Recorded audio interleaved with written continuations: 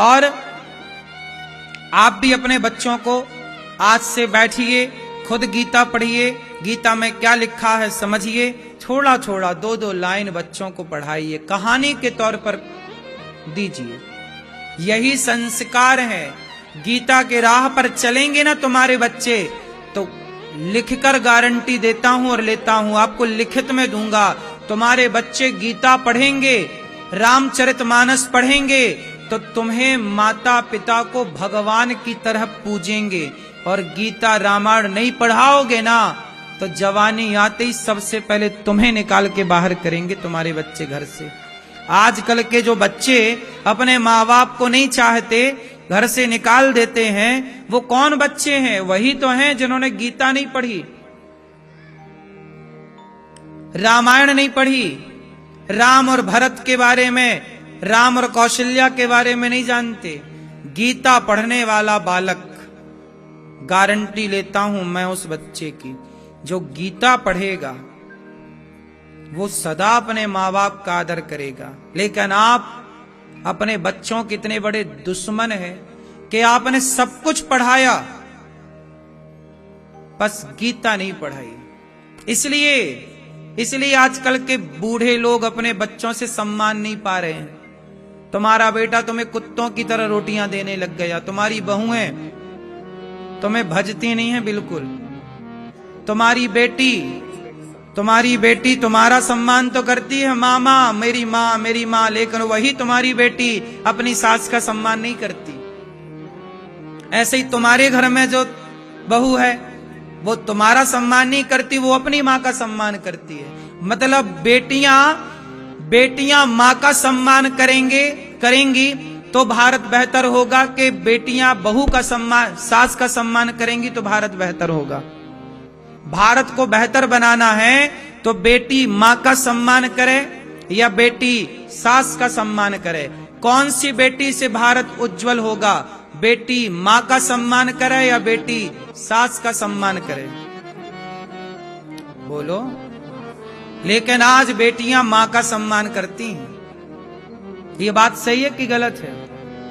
बेटी किसका सम्मान करती है? मेरी माँ का क्या हुआ, खा लिया, सो गई?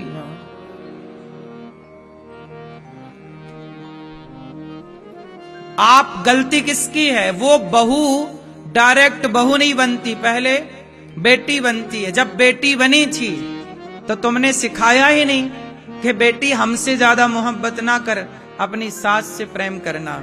जब तुमने अपनी बेटी को अच्छा संस्कार दिया होता, हर माँ अपनी बेटी को सास का सम्मान करने का संस्कार देने लग जाए, तो जो तुम्हारी घर में बहू है ना, वो तुम्हारा सम्मान अपने आप करने लग जाएगी। व्यवस्था ऐसे बनती है। कौन सी बहू सम्मान करेगी? जो बहू गीता को जानती होगी, जो बहू रामचरितमानस को जानती होगी, वो बहू गीता रामायण को जानने वाली बहुएं और गीता रामायण को ना जानने वाली बहुएं, दोनों को तराजू में रख के तौलना, दोनों के संस्कारों में जमीन आसमान का आपको अंतर मिलेगा। गीता रामायण को ना जानने वाले लोग और गीता रामायण को जानने वाले लोगों में जमीन आसमान का अंतर होता है साहब। तौल के देख लीजिएगा कभी विवेक की तराजू से। हमारे देश में सदा से बेटा अपनी माँ को पूजता आया है। बेटा माँ को क्या कहता है? माँ कौन होती है हमारे भारत में? भगवान। मातृ देवो भव। मेरी माँ कौन? भगवान है। बेटा भगवान कब मानेगा तुम्हें? जब वो गीता पढ़ेगा, रामायण पढ़ेगा। नहीं पढ़ेगा तो काहे तुम्हें भगवान माने? लुगाई आते ही तुम्हें छोड़ के चला जाता है, वो तो लुगाई को भगवान मानने लग जाता है। पत्नी ने बोला कि माँ को निकालो तो निकाल देता है। पत्नी ने बोला हमें रखो या अपनी माँ को रखो, तो बेटा किसे चुनता है? बोलो। आज पत्नी कह दे कि तुम्हें या हमें चुनना है या अपनी माँ को, किसे चुनेगा? पत्नियों को चुना इसलिए तो माएं वृद्धाश्रम में रहती हैं, गौरी गोपाल में। हमसे बेहतर इन बातों को कौन जानता होगा? बेटा यहां कथा चलती, कथा में एक बार एक बेटा अपनी मां को लेके आया, बोला कि हमारी महाराज जी मां को आप रख लो, मेरे से बोला। अब बोले वृद्धाश्रम में आप रख लो। हमने कहा क्यों रख लें, तुम्हारी मां है, तुम रखो अपनी मां को, सेवा करो बुढ़ापे में। नहीं महाराज जी हमारी मां की हमारी पत्नी से जरा बनती नहीं है। तो मैंने कहा पत्नी की नहीं बनती तो तुम पत्नी को छोड़ के जाओ वृद्धाश्रम, मां को रखो अपने साथ। नहीं महाराज क्या बात कर रहे हैं, पत्नी को कैसे छोड़ दें वृद्धाश्रम। तो हमने कहा तुझे लाज नहीं आती, मां को वृद्धाश्रम छोड़ने आ गया। उसे काय के ला छोड़ के चला गया, उसे रोकते रहे, नहीं रुका, चला गया। फिर इसलिए कहता हूं इन बच्चों को गीता पढ़ाना। कितना भी तुम महंगे कॉन्वेंट स्कूल में पढ़ाओ, महंगे उन महंगे महंगे स्कूलों में मां भगवान होती है ये नहीं पढ़ाया जा रहा है, पिता भगवान होते हैं, मातृ देवो भव पितृ देवो भव ये नहीं पढ़ाया जा रहा है। ये तो वेदों का, पुराणों का, गीता का ज्ञान है।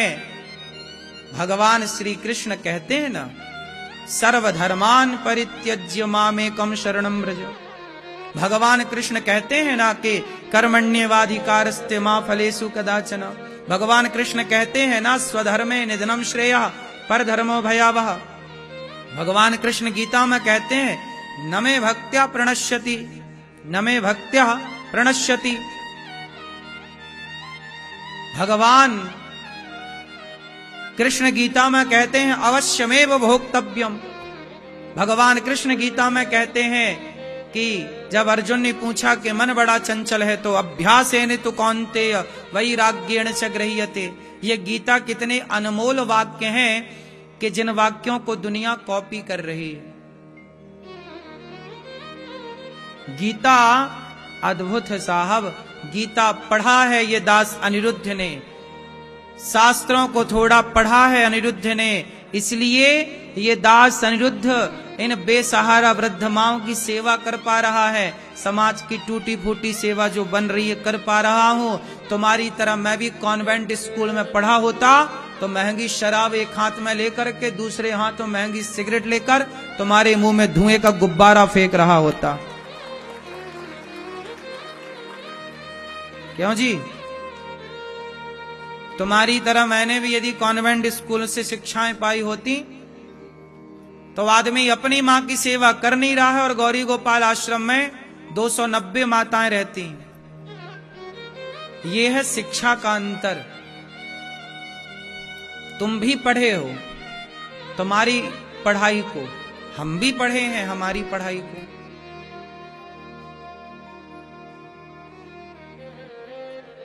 तुमने अंग्रेजों वाली पढ़ाई पढ़ी, हमने ऋषियों वाली पढ़ाई पढ़ी। तुमने वो पढ़ा जो तुम्हें अंग्रेजों ने सिखाया, हमने वो पढ़ा जो हमें ऋषियों ने सिखाया। तो ऋषियों ने सिखाया है कि मां भगवान होती है, अंग्रेजों ने कभी नहीं सिखाया कि मां भगवान होती है। हाँ, अंग्रेज थोड़ी मां को भगवान मानते हैं, बोलो हाँ। अंग्रेज थोड़ी भगवान, अंग्रेज जो इंग्लिश देशों में तो 18 साल का लड़का होता है मां को छोड़ के चला जाता है, वहां थोड़ी कोई मां भगवान पिता भगवान, वहां कोई मां के पांव धो के थोड़ी पीता है। पूरी दुनिया में मां के पांव धोने की परंपरा केवल भारत में है। और दुनिया का कोई व्यक्ति मां के पांव धोता हुआ दिखा हो तो बताओ। मां के पांव धोकर के पीने की परंपरा कहां है? केवल भारत में, और भारत में भी सनातनियों के पास, पूरे भारत में नहीं। भारत में बहुत सारे लोग रहते हैं, भारत में भी केवल सनातनी अपने मां के पांव धोता है और मां के पांव के धोमन को चरणामृत मान करके पीता है। बोलो हाँ। आप लोगों ने शायद कभी ना भी पिया हो, कुछ लोगों ने पिया भी हो। कहां आजकल के बच्चे मां के पांव को धो के पी रहे हैं? लेकिन फिर भी ये दास अनिरुद्ध तो पीता है। मैं तो अपने मां बाप के पांव धो के पीता हूं। केवल कह नहीं रहा हूं, उपदेश नहीं कर रहा हूं, पहले सब करके ही आपको बताता हूं कि भाई जो किया है वो आपको बताया जा रहा है। हम आज भी अपने माँ बाप के चरण दबाते हैं और माँ बाप के चरण धुल करके पीते हैं, क्योंकि आपसे थोड़ा कम पढ़े हैं ना, इसलिए। आप जैसे पढ़े लिखे होते तो माँ बाप को कहां, क्यों कॉन्वेंट स्कूल में पढ़ने वाला थोड़ी पांव धोएगा माँ के। पागल औरत। आजकल के पढ़े लिखे बच्चे तो कहते हैं अपनी माँ से, माँ तुम तो अनपढ़ हो, तुम्हें आते ही क्या है? बोलो हाँ। आजकल के तो पढ़े लिखे बच्चे अपने माँ को अनपढ़ कहते, तुम तो अनपढ़ हो, क्या था तुम्हें? वो तो हम जैसे अनपढ़ गंवार हैं जो अपने माँ बाप के पांव धो के पीते हैं, माँ के पांव दबाते हैं, वृद्ध माँ के। वरना पढ़ा लिखा बेटा माँ के पांव दबाए तो उसकी तो नाक कट जाए। आजकल पढ़े लिखे लड़कों को तो शर्म आती है, वो माँ के पांव दबाए। सब तरह की सेल्फी लेके डालते हैं बच्चे, सब तरह का स्टेटस लगाते हैं बच्चे। शायद कोई बच्चा हो जो माँ के पांव दबाते हुए का स्टेटस डालता हो, सेल्फी लेता हो, शेयर करता हो।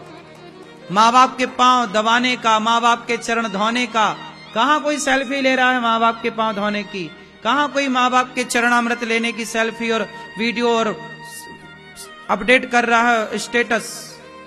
बात सही है, हर तरह का स्टेटस है। जीभ निकाल के, आड़ी तिरछी और यो चश्मा पीछे लगाए के, आगे लगाए के, सब प्रकार का स्टेटस मिलेगा आपको। आजकल के छोरों की स्टाइल देख रहे हैं आप, सब करने को तैयार हैं, हाँ या ना? लेकिन क्या मजाल के वो माँ के पांव दबाते हुए की एक फोटो जरा डाल दे, उन्हें शर्म आती है। यार तू क्या पांव दबाता, बता, इतना पढ़ा लिखा है। वो तो हम जैसे गवार हैं जो पांव दबाते हैं माँ के। वरना आज की पढ़ी लिखी जनरेशन कहां पांव दबाने को ठीक मानती। पांव दबाना तो छोड़ो, आजकल बेटा अपनी माँ को प्रणाम ठीक से नहीं करता, बाएं हाथ से घुटना छूता है ऐसे ऐसे। कॉन्वेंट में पढ़े हैं ना, ज्यादा पढ़े लिखे हैं, स्टाइलिश है। गलती उन बच्चों की नहीं है मेरी माँ, तुम्हारी भी तो है। तुम ही तो बच्चे को अंग्रेज बनाना था, बन गया अंग्रेज, जेंटलमैन बन गया। नाक पहुंचने की टाई लगा के चलता है। आपने उसे गीता कब पढ़ाई? आपने उसे रामचरितमानस कब पढ़ाई? आपने अपने बच्चों को कब बताया कि बेटा भगवान होती है माँ? कब संतों से जोड़ा, कब सत्संग, कब बच्चे का हाथ पकड़ के तुम सत्संग में लाए? अब रोते हो कि बेटा सुनता नहीं है, तुम्हारी गलती। जब सुनता था तब तुमने उसे पोयम सुनाई, जब सुनता था तब तुम पोयम सुनाते थे। अब नहीं सुनता तो रोते हो। जब सुनता था तब गीता के श्लोक सुनाए होते तो बेटा आज तुम्हारे हाथ में होता, तुम्हारे हाथ से ना निकलता। बच्चे बिगड़े हैं तो तुम्हारा भी कम दोष नहीं है माता पिता, तुमने जी भर के बिगाड़ा है बच्चों को। तुम्हें बड़ा मजा आता था, हमारा बेटा पोयम सुना रहा, अरे गुरुजी आए हैं, चलो बेटा पोयम सुना। खाक तेरी पोयम गुरुजी सुनेंगे? क्या करना तेरी पोयम, तू ही सुन, हमें तो गीता के श्लोक सुना। हम क्या करेंगे पोयम सुन के? पोयम से तुम्हारे बच्चों के संस्कार ना बनेंगे। जॉनी जॉनी यस पापा खूब रट लिया, अब सर्वधर्मान पढ़ाओ, गीता पढ़ाओ। क्यों मेरी मां? सही है कि गलत है? क्या सही है? बच्चे बिगड़े कौन दोषी है? बोलो।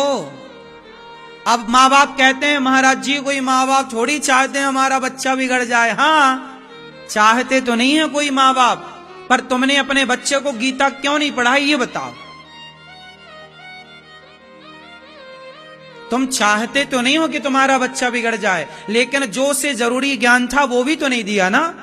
इसलिए चाणक्य ने तुम्हारे लिए कहा माता शत्रु पिता वैरी, ये न बालो न पाठिता न शोभते सभा मध्य हंस मध्य व कोई अच्छा। माता पिता सबसे बड़े दुश्मन हैं बच्चों के। कौन से? ये न बालो न पाठिता। माता शत्रु, शत्रु है माँ, पिता वैरी, दुश्मन है बाप। कौन से माँ बाप? ये न बालो न पाठिता, जो अपने माँ बाप को पढ़ाते नहीं है। क्या नहीं पढ़ाते? गीता नहीं पढ़ाते, रामायण नहीं पढ़ाते, उपनिषद नहीं पढ़ाते। नहीं पढ़ा सकते ना तुम? बोले महाराज जी गुरु जी हम खुद नहीं पढ़े गीता, हमें नहीं आती, तो फिर हम कैसे पढ़ाते बच्चों को? कोई बात नहीं, तुमसे नहीं आती तो तुम किसी अच्छे गुरु के पास ले जाते ना अपने बच्चों को, चलो बेटा एक 10 मिनट रोज सत्संग किया करो, रोज गुरु जी की वाणी सुना करो। गुरु इसलिए गुरु होता है कि जो तुमसे नहीं आता वो बात तुम्हारे गुरु जी बताएंगे। एक अच्छा गुरु क्यों होता है, एक अच्छे मार्गदर्शक की जरूरत क्यों पड़ती है? तुम खुद गुरु घंटाल बन गए, तुम्हें किसी गुरु की जरूरत नहीं पड़ी। आजकल लोग कहते हैं महाराज जी हम गुरु बनाए कि नहीं बनाए, कब कहते हैं? जब खुद 50-60 साल का हो जाता है। समय से ना आप गुरु चुन पाते हैं, ना समय से आप सत्संग में पहुंच पाते हैं। समय रहता है, जवानी खूब आप एंजॉय करते हैं, दिन भर भोग विलास करते हैं। आपको तब खबर नहीं थी कि बच्चे कहां जा रहे हैं। बच्चों को पकड़ाया मोबाइल और मम्मी पापा वहां एंजॉय कर रहे हैं। बच्चा मोबाइल पे पता नहीं क्या देख रहा। तुम कम लापरवाह नहीं हो। बच्चों के लिए सजग मां की जरूरत है। कौन सी मां? कौन सी मां? सजग मां। एक पल के लिए बच्चों को अकेला ना छोड़े, एक पल के लिए बच्चों को मोबाइल ना दे। दे तो जो देखना चाहते हैं बच्चे, जो उनकी पढ़ाई से जुड़ा, वो बैठ के समय निकालो, बच्चों के लिए बैठो। ऐसा नहीं बच्चे पैदा कर दिए छोड़ दिए, ऐसे में तो बच्चे आतंकवादी बन जाते हैं। चोर, अब तुम्हारा बट्टा चोरी कर रहा है, अब भ्रष्टाचार कर रहा है, पराई लड़की बहन बेटी जा रही है उसे ताक रहा है, मौका मिल जाए तो उसे छू रहा है। ये तुम्हारी औलादें हैं बाजार में कर रही हैं। बोलो हाँ। आजकल के अधिकांश लड़के लड़कियों को मौका मिल जाए तो छूने का मौका मिल जाए तो छूते हैं कि नहीं? ट्रेनों में, बाजारों में, भीड़ भाड़ में महिलाएं हो जाएं, महिलाएं चली जाएं तो महिलाओं को गलत गलत जगह लड़के लोग छूते हैं, पुरुष वर्ग छूता है। ये बात सही है कि गलत है? कौन छू रहा है? वो लड़के तुम्हारी तो औलादें हैं, हाँ या ना? इसी समाज के तो बच्चे हैं वो। किसी ना किसी का बेटा ही तो है जो मेट्रो में और ट्रेन में और बस में किसी बहन बेटी को छू रहा है गलत तरीके से, या घूर रहा है, या देख रहा है, या बोल रहा है। वो भी तो समाज के बच्चे हैं। बोलो हाँ कि ना? कौन जिम्मेदार है? बेटी तुम्हारी हो या हमारी हो, फर्क क्या पड़ता है? देखने वालों ने तो ये थोड़ी देखा कि तुम्हारी थी कि हमारी, उसने तो बस छेड़ा है, देखा है, बोला है। आजकल के लड़कों की तो ये स्थिति है कि बहन जा रही है, मुंह नहीं दिख रहा है, पीछे का हिस्सा, पीछे बाल बाल दिख रहे हैं पीछे का, तो वो तो उसे भी कहेगा बिंदास जा रही है। पलट के जब देखे अरे तो मेरी बहन है, तब दृष्टि बदलती है तो बहन है। लेकिन जब तक बहन नहीं थी तब तक तो छेड़ ही रहा है ना।